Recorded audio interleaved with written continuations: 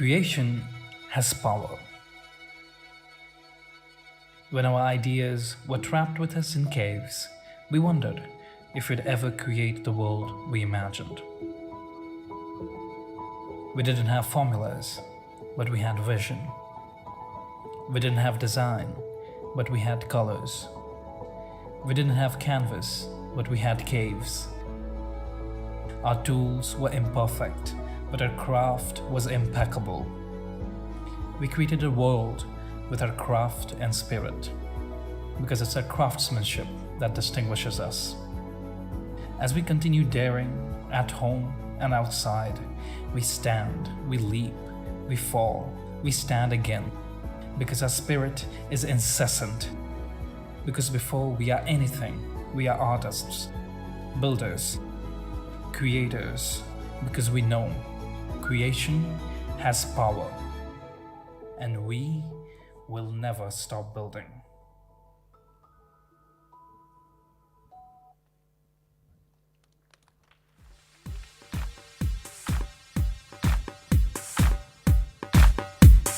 Right. GM. All right. Okay. Okay. I should have got my coffee in. All right, GM. And my name is not ETHIndia. Okay. This is not supposed to be the slide. Okay. My name is actually Denver, and I'm the co-founder of DevFolio. Some of you might already know DevFolio already. If you are not, you're probably in the wrong room. But this is ETHIndia, and welcome to ETHIndia.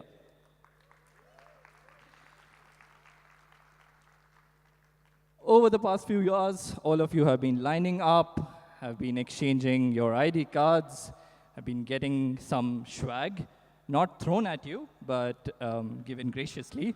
That's how we like to do it. And yeah, today I'd like to talk a little about something that we were thinking about when we wanted to host this year's ETHIndia, right? So there's an ETHIndia every year. But what's different is that this year, we didn't want ETHIndia to be just about the hackathon, the bounties, the merch, and all that, right? Who doesn't like free stuff? But how do we think about something beyond? So I don't know how many of you have heard of it, but there's this concept called infinite games by James B. Cars. So it goes like there are finite games and there are infinite games. Finite games are played for the purposes of winning, but infinite games are actually played for the purpose of continuing the play. And what does that mean? What does that really mean to be an infinite player? So take a look at these folks on the screen here, right? Each of them have left things, their imprint on the world, that have far outlasted their work, right? Imagine what they were doing. Like, were they just focused on winning, on what would get them more fame or more glory? No. They did it because somebody had to do it. And that's how we stand on their shoulders. There are some who are among them, some like my dear friend Shakti, whose work all of us are deeply impacted by. He was a co-founder of DevFolio until 21, where we lost him to COVID. But his work continues on, and that's what I think my work is a celebration of, and that's what I'm glad to continue. And the rest is actually a mirror. So this is your chance to be the infinite player, right? And this is your canvas. ETHIndia is your canvas to leave your work, your imprint on the world. So this is not a conference. This is kind of a hackathon, but more of a playground. It's a playground for your ideas to blossom, to grow, and really impact the world. This year, if you have noticed already, we are leaner.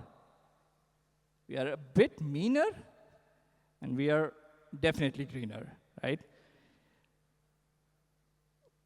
And as we think about what we are here to do, we are here to play the infinite game of Ethereum. And with that, I'd like to call some Infinite players that I have had the pleasure of knowing over the years. Please come aboard. Folks, I think these names don't need any introduction. But I'll spell them out: Sandeep Nelwal and Vaibhav Chelani.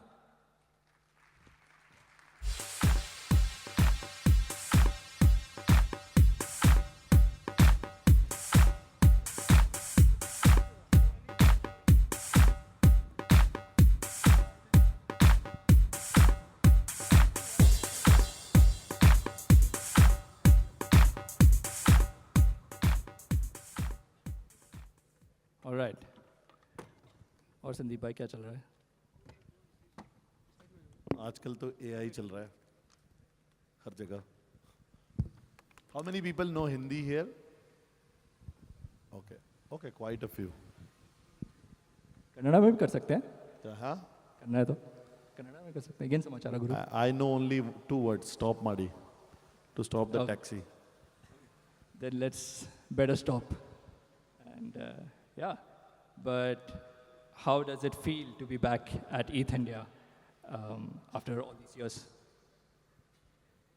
I mean, it's always special. Like, it's really amazing to see the event also grow bigger and bigger every year. And I think this time, it's even more, the event looks really good. Especially I was saying that your branding is really good. I mean, it has always been good, but this is also very, very good. And but when are you bringing back the people T-shirt? People T-shirt? Yeah. Don't you already have one? Huh? Don't you already have one? I have one, but that was the best T-shirt, like for any hackathon, any ETHIndia hackathon. You should bring it back. Sure. How do you feel, Vaibhav, coming back to ETHIndia? Yeah, ETHIndia is super special for me. I think, like a few years back when I was a student, I actually, not for ETHIndia, but for another hackathon organized by Denver here, I opened up like a public fundraiser to raise funds for my travel from Delhi to Bangalore for this hackathon. And that's when I got into blockchain and, so ETHIndia is like super special. And it's very heartwarming to see like, things sort of like grow from here. This is the first time we are sponsoring any hackathon, and it had to be ETHIndia. Are people able to hear because there is echo? Are people able to hear clearly? Sound check. Okay. All right. Cool.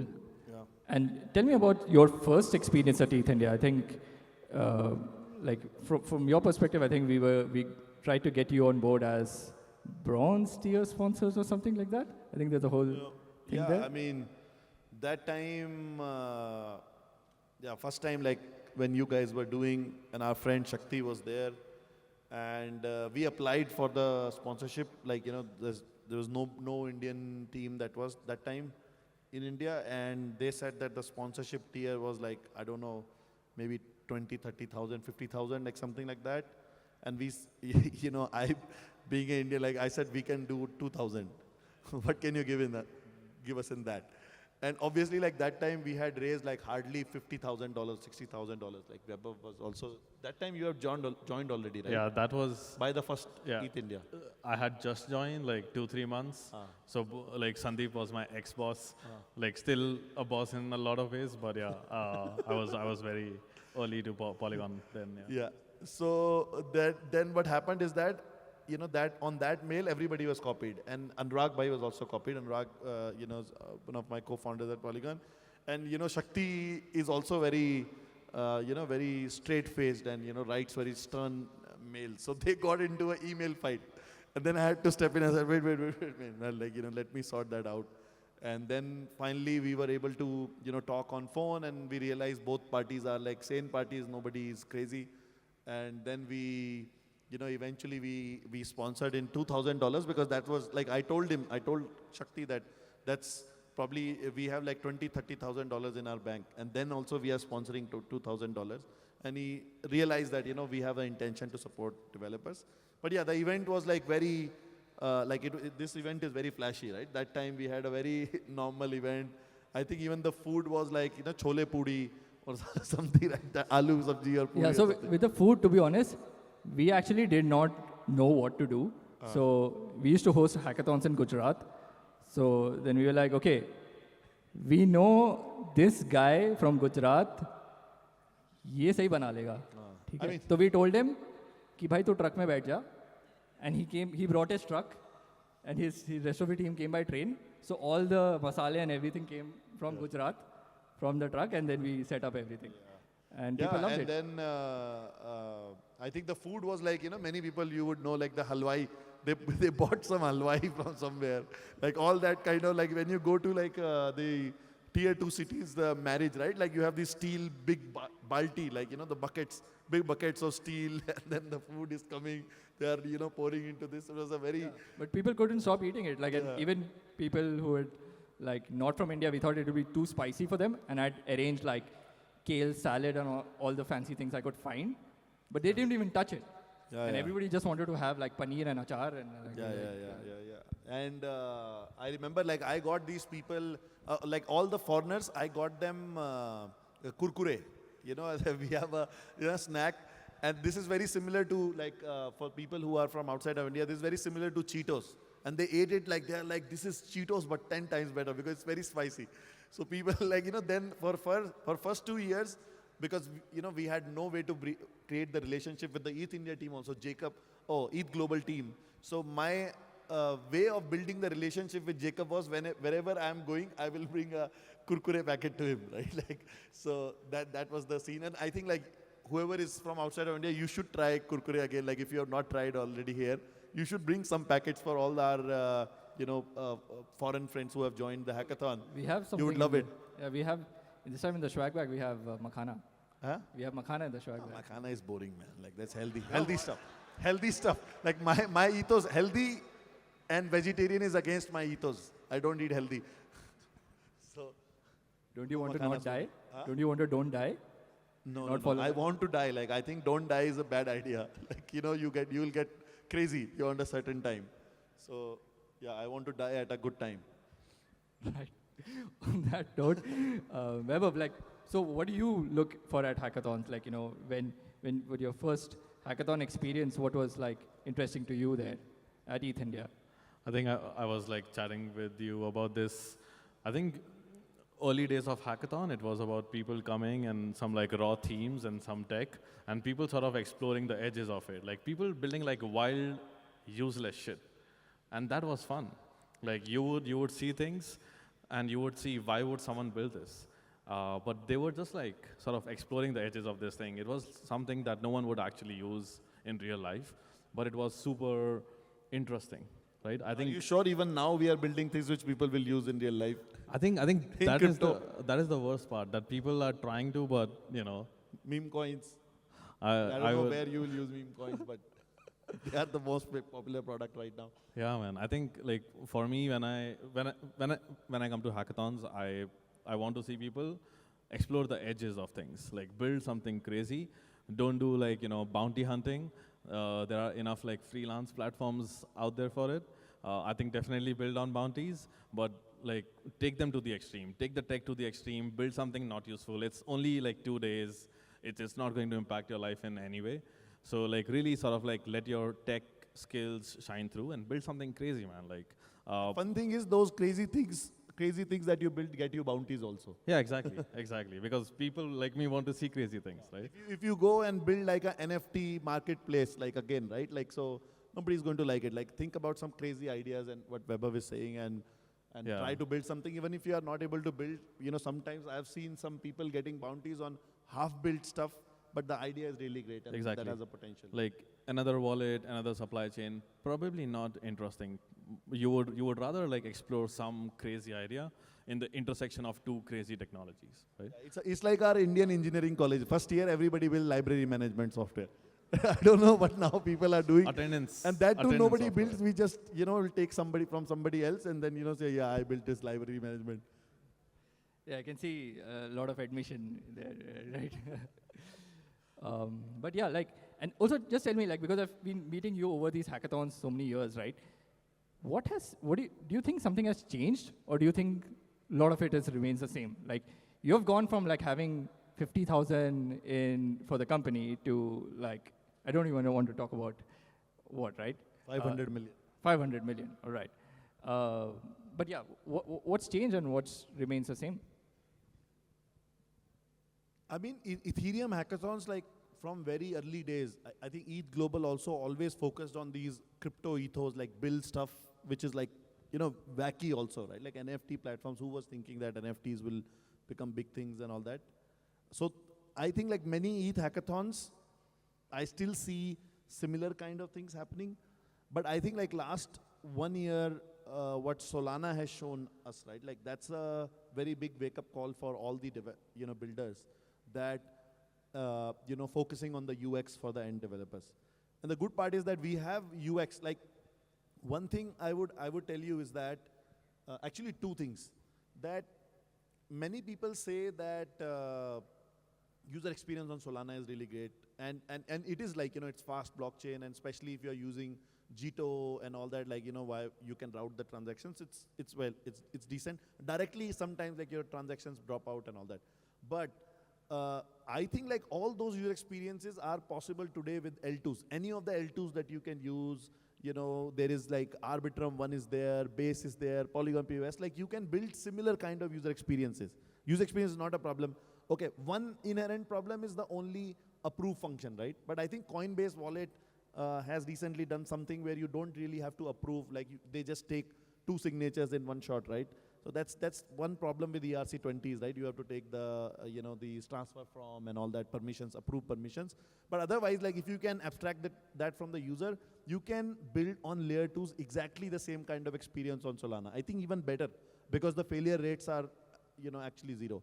So I would love to see, like what I'm saying is, what has not changed is like people probably still not focusing on UX, and I think this is a very big demand in Ethereum community. If you guys are participating in the hackathon, I think you should try to replicate some of those user experiences, especially when you use this layer 2 single sequencer chains, you can really build cool stuff. Cool. Yeah, I think like what I'm like starting to see now slowly is after, let's say, Telegram mini apps, I think people are starting to merge like Web 2 apps and like add like Web 3 capabilities to it, which I find to be super interesting, right? Because, I mean, this is my personal perspective, but I think like it is very hard. Like blockchain is a back-end technology, and we should like really focus on it and like really make it like solid infrastructure, and sort of like try and go to the Web 2 consumer apps and sort of like have them use this as back-end technology and sort of like merge some of the features that are special to Web 3 and blockchain and sort of like ship it to end users via their interfaces, via their platforms. So I think like that is like one changing trend which I like a lot. I just like chatted with a team here that's trying to do that with like WhatsApp, right, which is super popular in India. So WhatsApp has like payments, try and add like blockchain payments there, things like that. Simple thing is like build something like BonkBot. On BonkBot is really popular, like in Solana ecosystem. I think it has made like because I know one of few people in the team, and I think their cash revenue is like $100 million for last 1 year or something like that. And I think that you can do on most of the L2s, like even if you want to play in the meme coin area, like I think BonkBot is like you set some parameters and all that, and it can buy some, buy and sell coins and all that. All you can do is like simply take that and replicate that on some L2s. And I think L2s also want to support this kind of activity because that's not there in the Ethereum ecosystem.